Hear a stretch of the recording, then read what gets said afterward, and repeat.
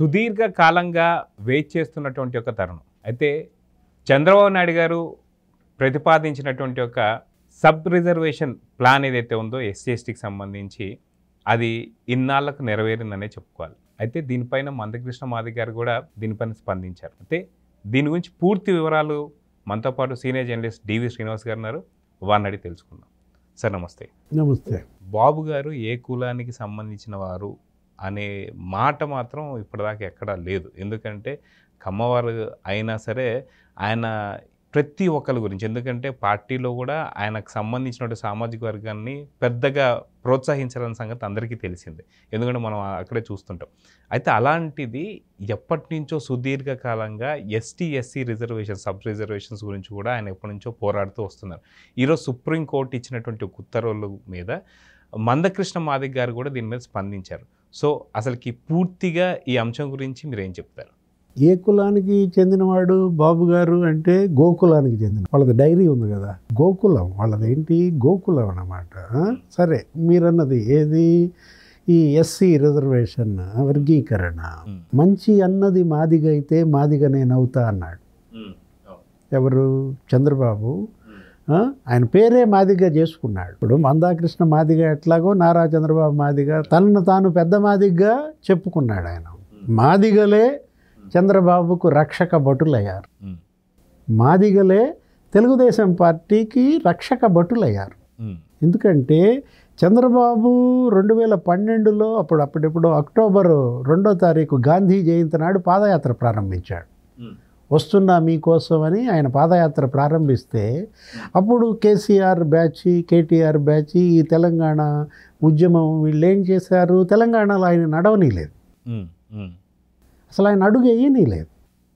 వస్తున్నా మీకోసం పాదయాత్రని అడ్డుకోవడానికి వాళ్ళు అనేక కుట్రలు చేసిన చోట ప్రతి చోట ఆయన్ని నిలవేయాలని చూస్తే ఆ రోజు చంద్రబాబుకి అండగా నిలబడింది మాదిగలు. రక్షక భటులుగా నిలబడి ఆయన నడిపించారు. ఏది? హైదరాబాద్లో ఆయన ఇంటి దగ్గర నుంచి మొత్తం ఆంధ్రప్రదేశ్ బోర్డర్ దాకా కట్టెలు పట్టుకుని ఎవడ్రా ఆపేదంటూ ఎడా పెడా కొట్టుకుంటా ఆయన నడిపించారు.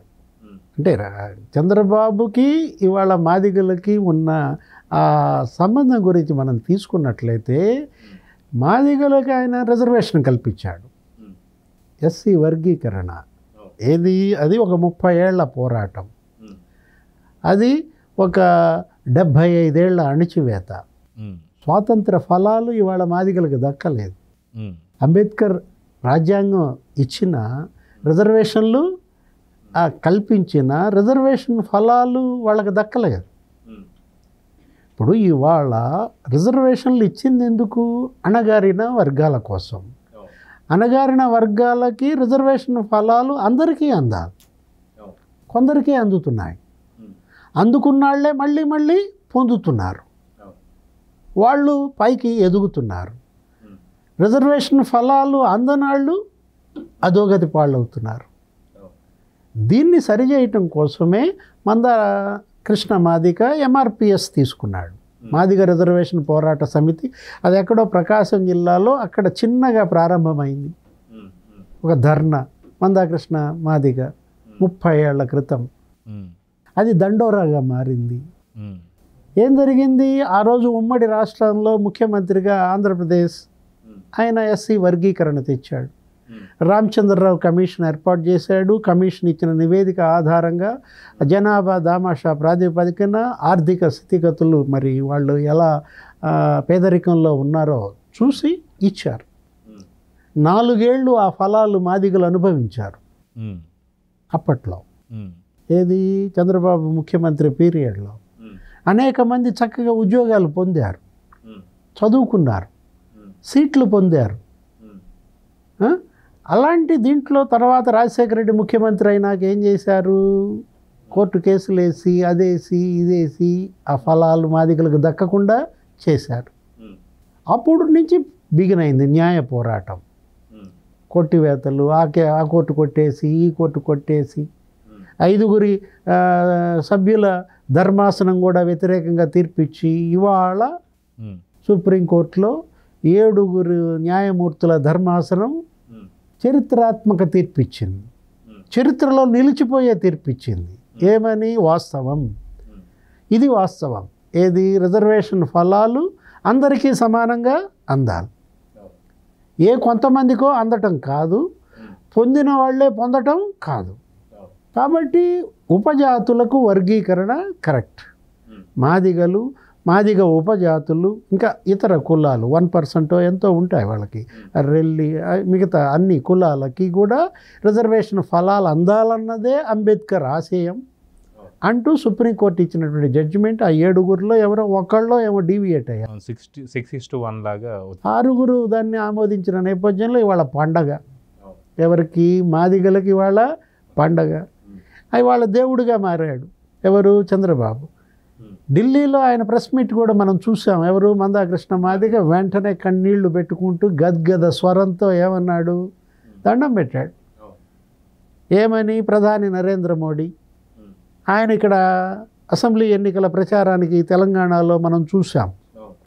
కూటమి మద్దతు ఇచ్చారు. ఎవరు? MRPS మందాకృష్ణ. దేనికి? మాదిగలకి అండగా నేను ఉంటానన్న హామీతో ఆ సామాజిక చైతన్య భేరీ అని పెట్టారు, ఒక పెద్ద సభ. ఆ సభకి లక్షలాది మంది వచ్చారు. మాదిగల యుద్ధ భేరీ అనే సభలో నరేంద్ర మోడీ మరి వాటేసుకున్నాడు, కవలించుకున్నాడు. ఎవరిని? దీన్ని ఇప్పటికీ మర్చిపోలేం.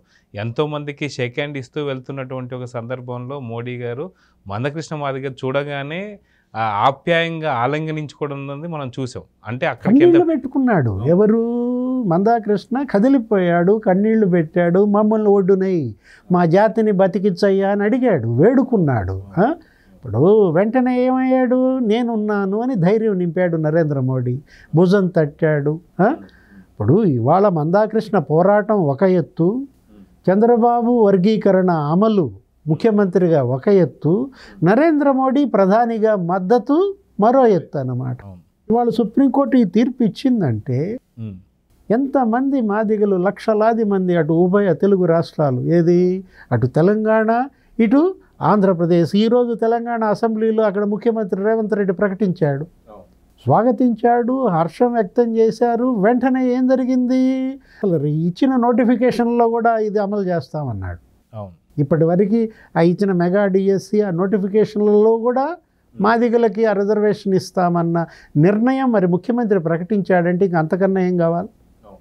ఇప్పుడు ఇదే జగన్మోహన్ రెడ్డి గతంలో ఎగతాళి చేశాడు. ఆంధ్రప్రదేశ్ శాసనసభలో జగన్మోహన్ రెడ్డి ప్రసంగం ఏంటి? అదేదో చిచ్చు పెట్టాడు చంద్రబాబు అని, అసలు క్లాసిఫికేషన్ని అవసరం లేదని, వర్గీకరణ చేయడమే అదొక వాళ్ళ మధ్య విభేదాలు పెట్టాడని చంద్రబాబుని అన్ని మాటలు అన్నాడు. కోర్టులు కొట్టేస్తాయి, అక్కడ దాకా వెళ్ళవు అని చెప్పి, ఇవన్నీ తప్పుదోవ పట్టిస్తున్నాడు చంద్రబాబు నాయుడు అని చెప్పి అసెంబ్లీ సాక్షిగా అన్నటువంటి మాటలు అందరం. కొట్టేసిందా కోర్టు? జనం కొట్టేశారు జగన్మోహన్ రెడ్డిని. ఏది? ఇప్పుడు కోర్టులు వర్గీకరణ కొట్టేయలేదు, జగన్మోహన్ రెడ్డి అది తెలుసుకోవాలి. అతను ఏది చెప్పినా దానికి వ్యతిరేకమే. తాను ఒకటి తెలిస్తే దైవం ఒకటి తెలిసినట్టుగా ఇవాళ జగన్మోహన్ రెడ్డి ఎలా జనానికి దూరం అయ్యాడో మనం చూసామన్నమాట. వర్గీకరణ పైన జగన్మోహన్ రెడ్డికి ఇవాళ మొట్టికాయ పడినట్టు. సుప్రీంకోర్టు తీసుకున్నటువంటి ఈ ఆమోదం ఇవాళ ఎవరైతే వర్గీకరణకు అడ్డం పడ్డారో వాళ్ళందరికీ కూడా ఇది ఒక కర్రుగాల్చి వాత పెట్టినట్టు అన్నమాట. అయితే దీంట్లో చంద్రబాబు నాయుడు గారి పాత్ర ఎంత కీలకమైంది అంటే ఏం చెప్తారు? చంద్రబాబే కదా వెన్నెముక, చంద్రబాబే కదా. ఇవాళ మందాకృష్ణ మాట్లాడినా కూడా దండం పెట్టింది చంద్రబాబుకే.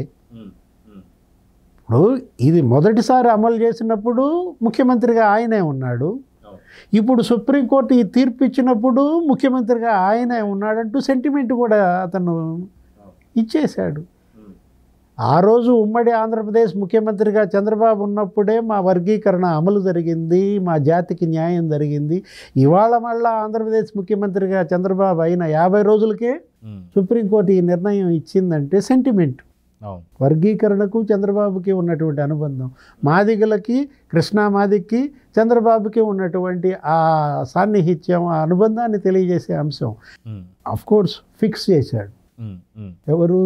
మందాకృష్ణ ఆ మాట అనడం ద్వారా చంద్రబాబుని ఫిక్స్ చేశాడు. ఏమని? అయ్యా ఆ రోజు నువ్వే అమలు చేశావు, ఇవాళ కూడా మళ్ళా నువ్వే ఆంధ్రప్రదేశ్లో ఈ తీర్పుని అమలు చేయి. ఇప్పుడు ఈ 5 ఏళ్లలో నువ్వు ఆంధ్రప్రదేశ్లో మాదిగలకి అక్కడ ఉద్యోగాలు, చదువు, అక్కడ వాళ్ళకి నిలబెట్టు అని ఒక రకంగా ఫిక్స్ చేశాడనమాట. ఏది తెలియగలాడు కదా మందాకృష్ణ. అతని పోరాటం ఇవాళ అతని ఆమరణ దీక్షలు, ధర్నాలు ఎన్ని చేశాడు. అవును. ఇవాళ మందాకృష్ణ రాజకీయంగా మద్దతు పొందలేకపోవచ్చు, అతను పోటీ చేసిన చోటల్లా గెలవకపోవచ్చు, ఓడిపోవచ్చు, కానీ మాదిగ జనోద్ధారకుడిగా మిగిలిపోతాడు. సో చూద్దాం సార్, ఖచ్చితంగా బాబు గారికి సంబంధించి ఎంత కీలక పాత్ర వహించాడనేది మందకృష్ణ మాదిగ గారు చెప్పారు. దాంతోపాటు దీనికి సంబంధించి ఎంత పెద్ద ఇది విషయం అనేది అందరికీ కూడా అర్థమవుతుంది. సో బాబు గారు ఎక్కడికి వెళ్ళినా సరే గోల్డెన్ లెగ్ లాగా తయారైపోయింది. చూద్దాం ఏం జరుగుతుంది. నమస్తే.